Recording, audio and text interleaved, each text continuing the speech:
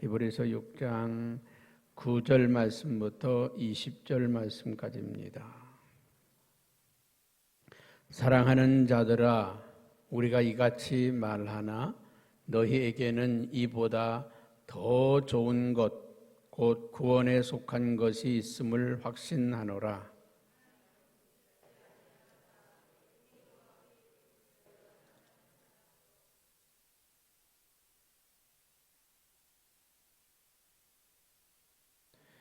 우리가 간절히 원하는 것은 너희 각 사람이 동일한 부지런함을 나타내어 끝까지 소망의 풍성함에 이르러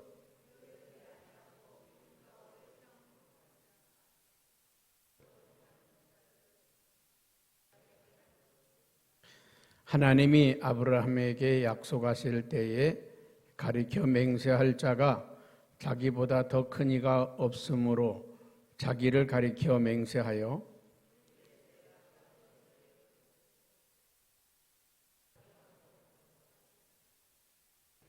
그가 이같이 오래 참아 약속을 받았느니라.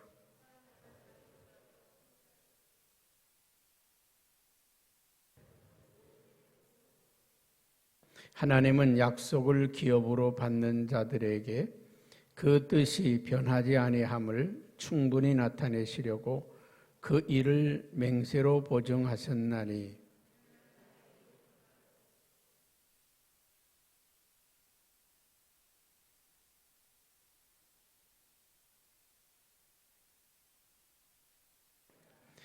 우리가 이 소망을 가지고 있는 것은 영혼의 닷 같아서 튼튼하고 견고하여 휘장 안에 들어가나니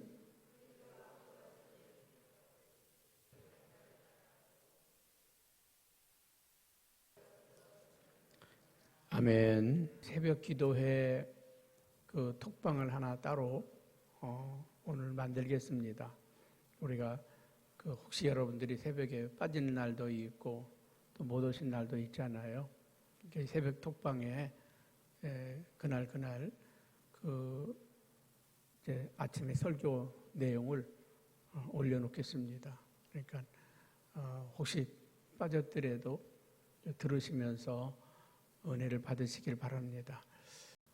이 히브리서는 예루살렘의 오순절날 성령이 임했잖아요. 마가의 다락방에 성령이 임했습니다. 성령이 임하고 나서 엄청난 부흥의 역사가 일어났죠. 하루에 3,000명, 5,000명, 수천 명씩. 그래서 막 예루살렘이라고 하는 도시가 거룩한 도성, 하나님의 도성이 된 거지요. 그리고 나서 AD 70년에 로마가 이스라엘을 침략합니다.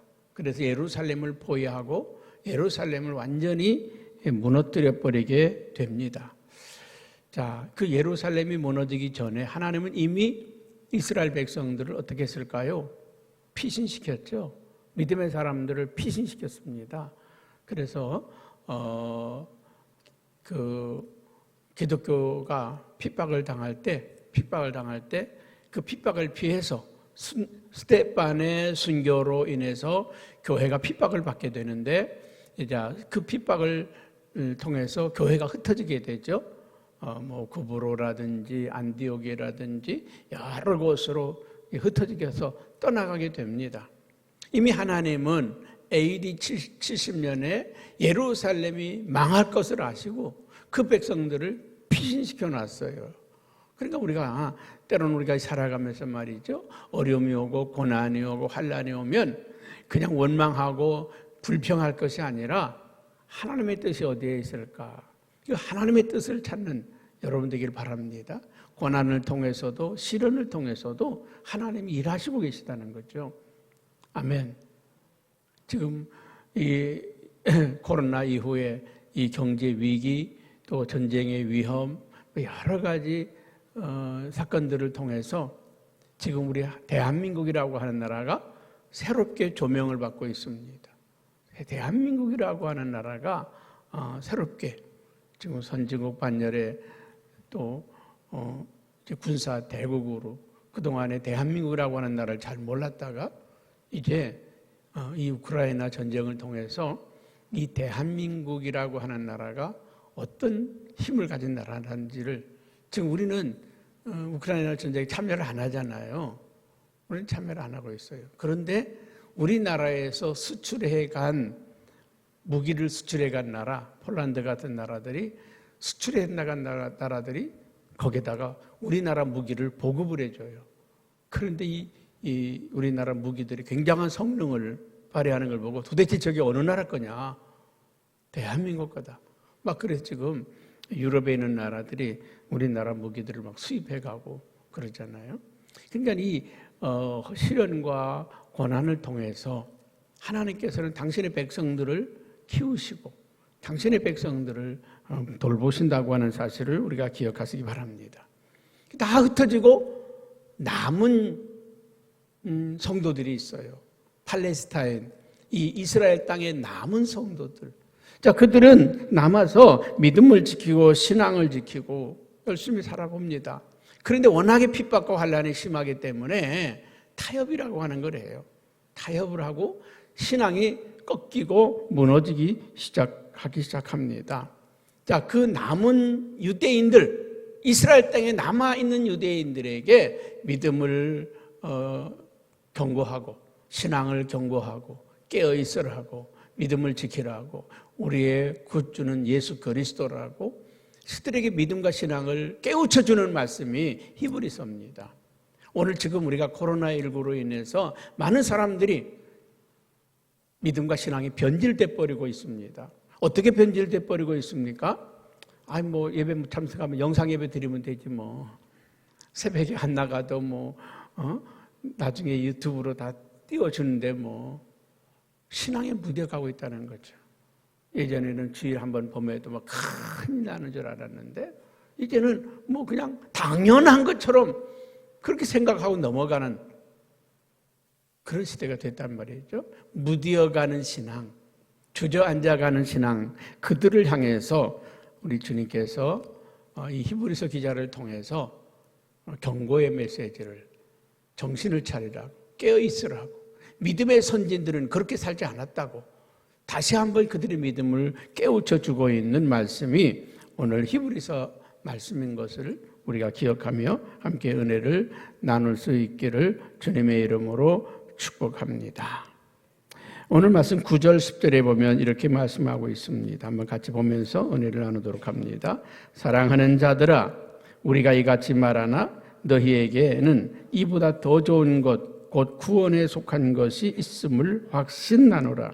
하나님은 불의하지 아니하사 너희 행위와 그의 이름을 위하여 나타낸 사랑으로 이미 성도를 섬긴 것과 이제도 섬기고 있는 것을 잊어버리지 아니하시느니라.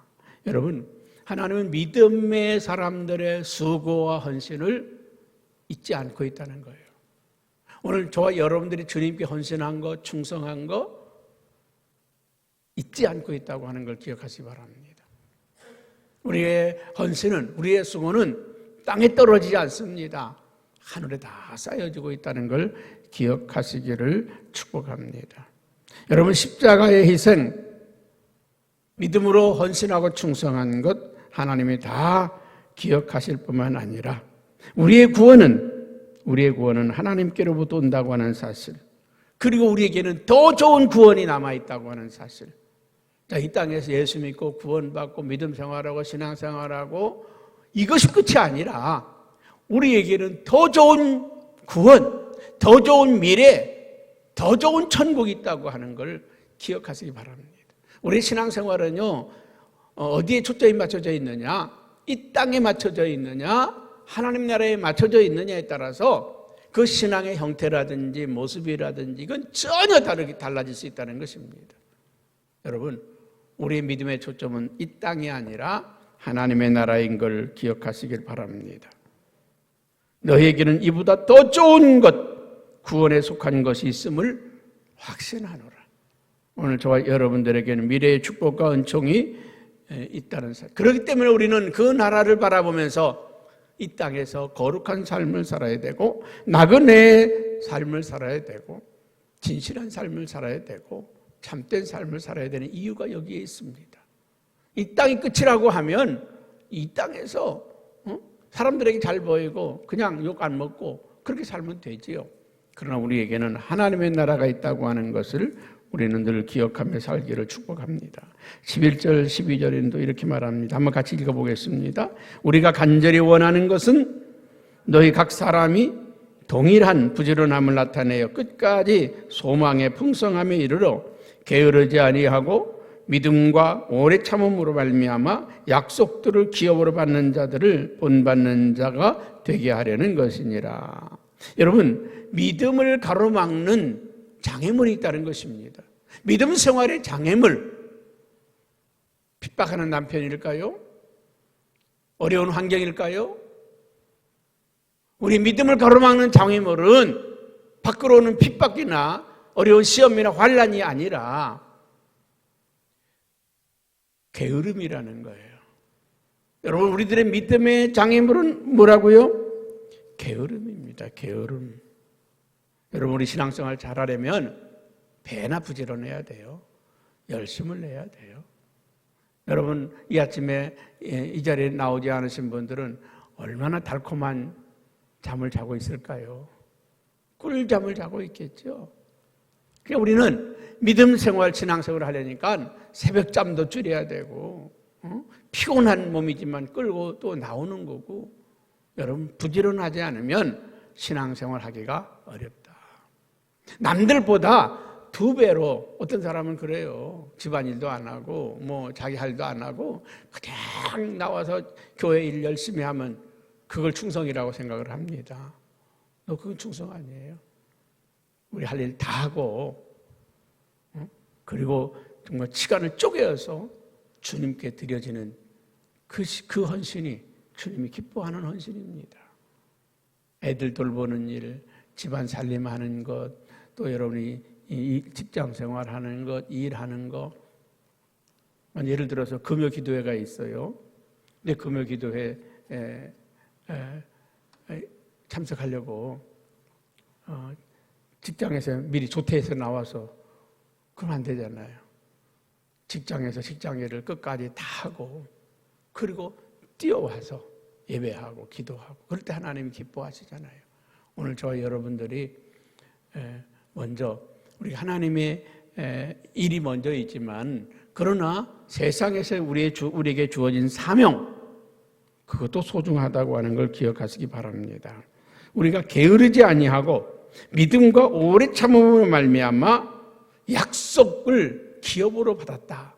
부지런한 사람들에게 하나님은 축복을 명하시고 열심히 있는 사람들에게 은혜를 주시는 줄로 믿습니다. 그래서 11절에 우리가 간절히 원하는 것은 너희 각 사람이 동일한 부지런함을 나타내어 끝까지 소망의 풍성함에 이르려 함이라. 부지런한 사람들에게 하나님의 은혜를 주시고 복을 주시고 또 하나님의 놀라운 축복과 은총을 더해 주신다는 사실을 기억하시기 바랍니다. 믿음에 부지런한 사람, 신앙에 부지런한 여러분 되기를 주님의 이름으로 축복합니다. 잠언 20장 4절에도요, 게으른 자는 가을에 밭 갈지 아니하니 그러므로 거둘 때에는 구걸할지라도 얻지 못하느니라. 게으른 자는 구걸할지라도 도와주는 자가 없다는 것입니다. 여러분, 성경에 달란트의 비유도 있죠. 10달란트, 5달란트 받은 사람, 2달란트 받은 사람, 1달란트 받은 사람. 1달란트 받은 사람은 그냥 게을러서 묻어두었다가 파고 와서 주님께 드렸습니다.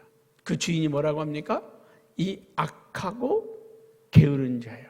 악하고 게으른 자예요. 자기에게 준 사명을 감당하지 않은 사람들에게 하나님 하시는 말씀이 뭐예요? 악하고 게으른 자. 게으른 자는 악한 자라는 거예요. 여러분, 하나님이 우리에게 주신 사명이 있다고 하면 그 충성하셔야 돼요. 달란트가 있어요. 재능이 있어요. 그 재능을 주님을 위해 드리는 거예요. 노래를 잘하는 사람은 찬양대로 하나님께 드려야 되죠.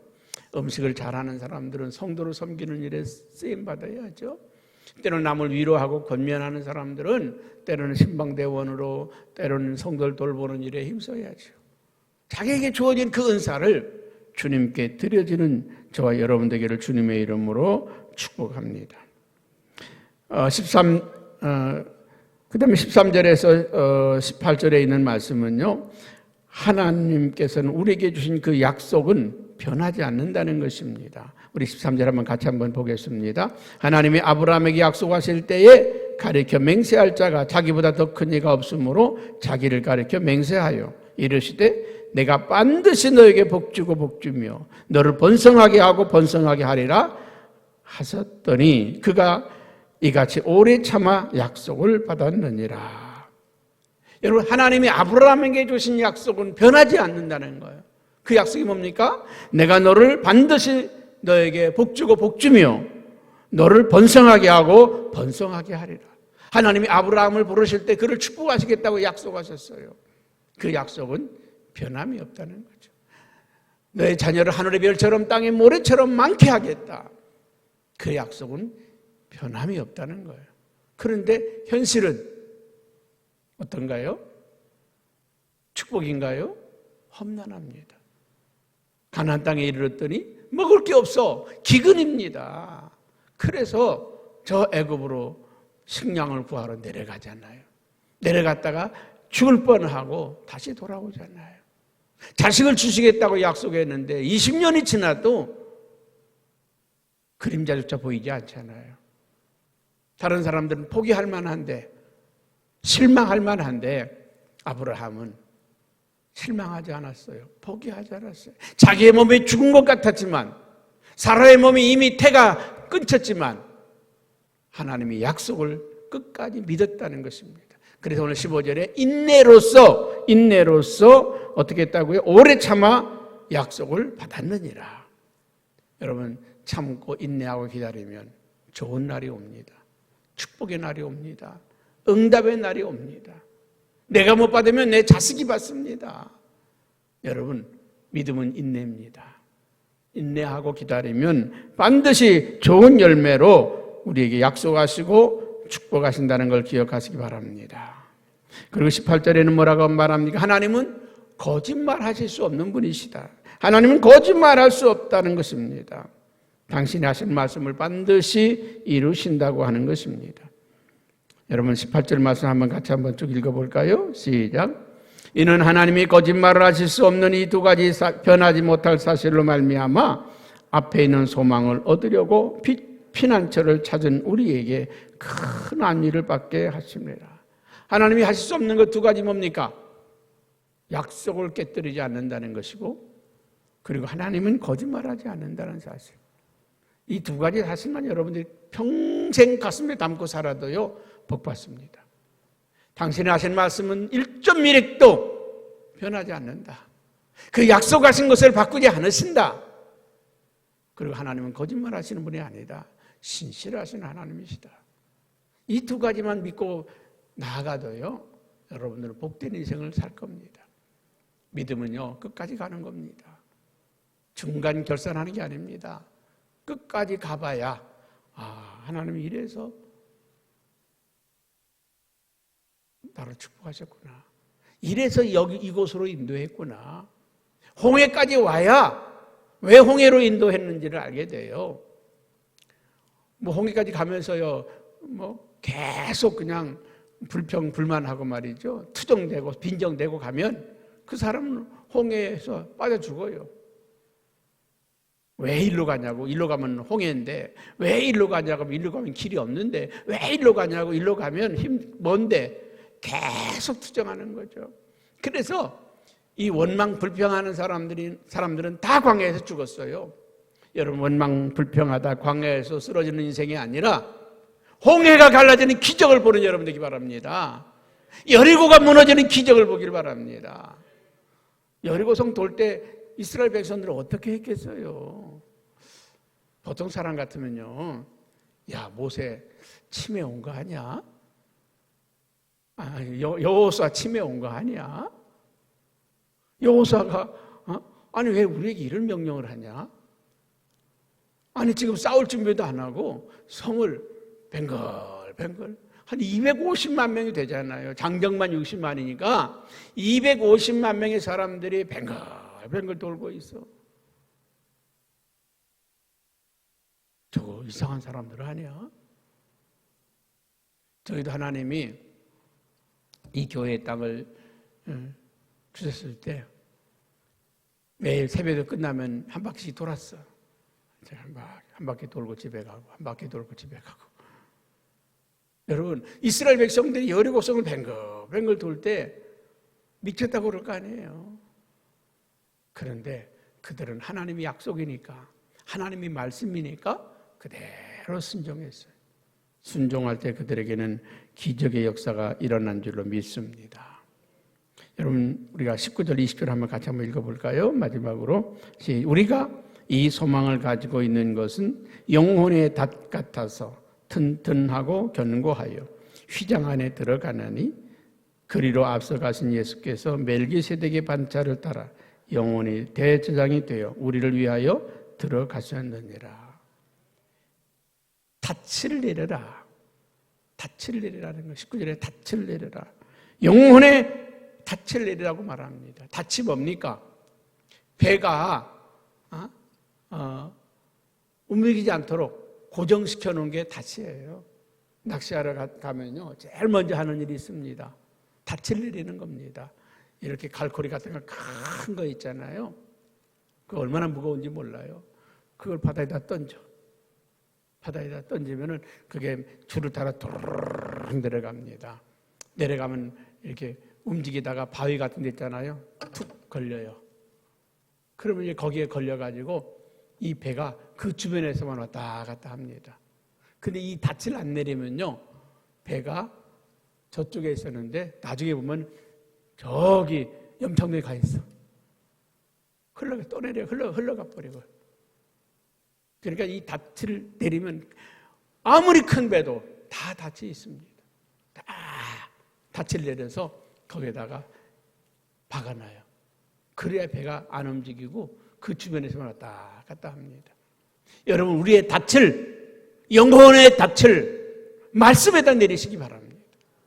우리의 닻이 이 말씀에다 내려진 사람은 흔들림이 없어요. 견고합니다. 말씀에 닻이 내려지지 않은 사람은요, 조금 무슨 일이 있으면요, 그냥 이리 휩쓸리고 저리 휩쓸리고, 누가 얘기하면 맞다. 거기 기적이 일어났는데 거기에 무슨 놀라운 역사가 있대. 그래가지고 말이죠, 막 2단 3단에 쫓아가잖아요. 요새 유튜브 같은 데도 가만히 보면요, 얼마나 이단들이 많이 들어와 있는지 모릅니다. 저도 어떤 유튜브를 보다 보니까 누구 설교 이렇게 잘하냐? 막 가만히 보다 보니까 하나님의 교회야. 하나님의 교회. 하나님의 교회 안상홍 증인했잖아요.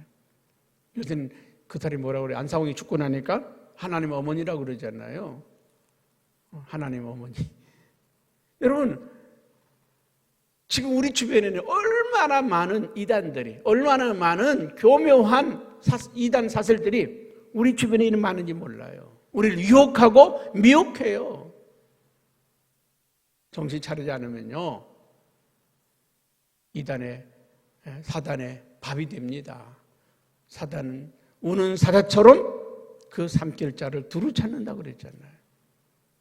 가만히 보면요, 아주 교회 잘 안 나오는 사람들은 안 걸려. 안 넘어갑니다. 왜?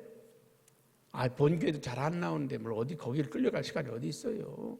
근데 적당히 조금 은혜를 사모하는 사람들은요, 혹하고 넘어갑니다. 이야, 듣도 보도 못할 말씀이네. 와, 여러분, 은혜는 어디에 있는지 아십니까? 늘 듣던 말씀, 늘 보던 말씀, 그 안에 은혜가 있어요. 여러분, 어쩌다 우리 외식 한번 하잖아요. 와, 맛있다. 그거 일주일 먹어보세요. 아주 지겹습니다.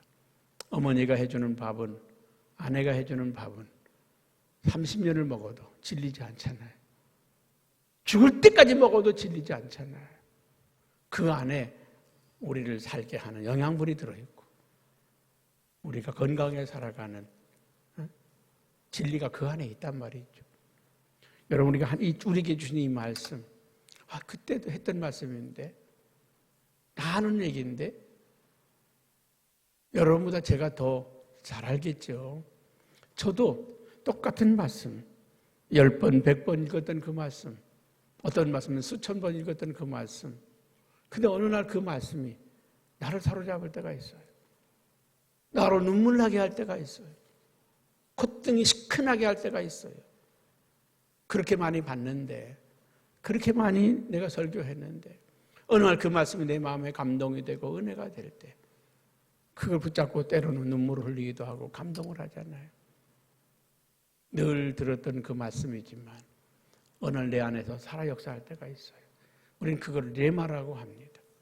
오늘도 하나님의 말씀이 내 안에 살아있기를 기도합니다. 우리의 영혼의 낯을 어디다 내릴 것인가? 말씀에다 내리시기를 축복합니다. 거기는 튼튼하고 견고하여 우리로 하여금 휘장 안에 들어가게 하신다. 휘장이 어디입니까? 하나님 지성소 안에 들어가는 축복, 하나님 안에 들어가는 축복. 그곳은 어디입니까? 예수 그리스도께서 멜기세덱의 반차를 따라 영원히 대제사장이 되어 우리를 위하여 들어가셨느니라. 주님이 이끄시는 그곳, 하나님의 품 안에. 오늘도 그 말씀은 우리를 하나님께로 인도하는 거예요. 말씀은 우리로 하여금 하나님의 품 안으로 우리를 들어가게 하고 있단 말이죠. 그 말씀에 이끌림 받는 하루, 그 말씀에 이끌려 사는 복된 인생들 되기를 축복합니다.